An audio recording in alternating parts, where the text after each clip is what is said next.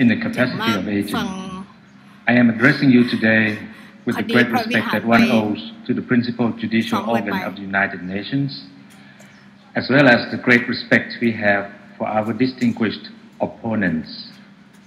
We note Cambodia's desire, as expressed by His Excellency the Vice Premier of Cambodia on Monday morning, for a peaceful and constructive relationship with Thailand. For our part, we have always believed and strongly believe in living in peace and prosperity with our neighbors. The futures of Thailand and Cambodia are intertwined. Boundaries are not meant to divide, but to provide opportunities for cooperation and mutual development.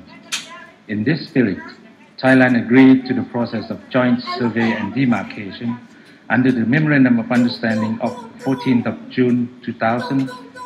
That process covers the area that Cambodia now claims. It is an agreed process for determining the boundary, which is not a judicial process.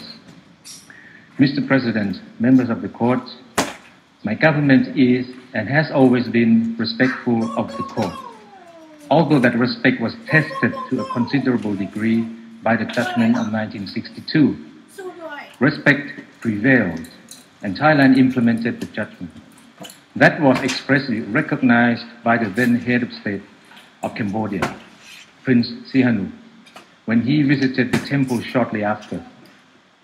But now we are told, 50 years later, that this recognition was false, that the court is asked to give, under the guise of interpretation, a declaration which the court then expressly declined to give.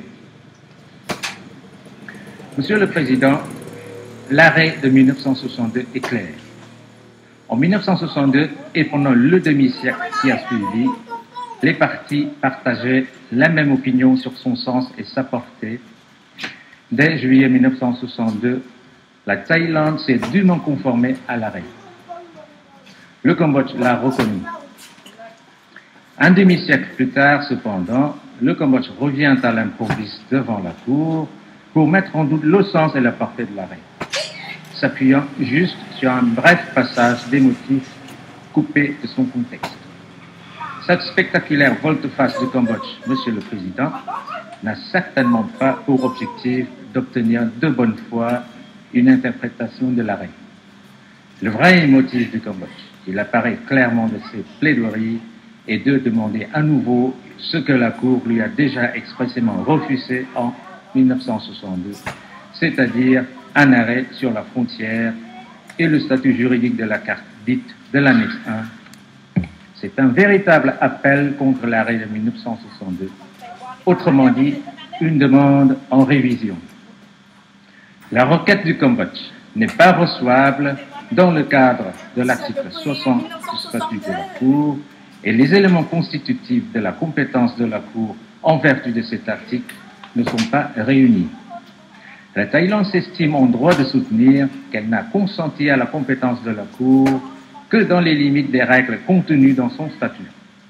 Dans ces conditions, la demande du Cambodge apparaît comme un flagrant détournement de procédure et un abus de l'intégrité de la Cour même.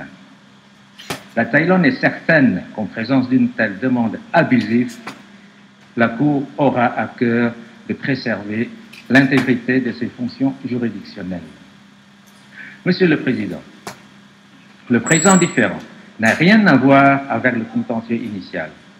Il est né d'une nouvelle revendication territoriale du Cambodge, qui a pour origine son désir de faire inscrire seul le temple sur la liste du patrimoine mondial, malgré les offres répétées de la Thaïlande en vue d'une proposition conjointe.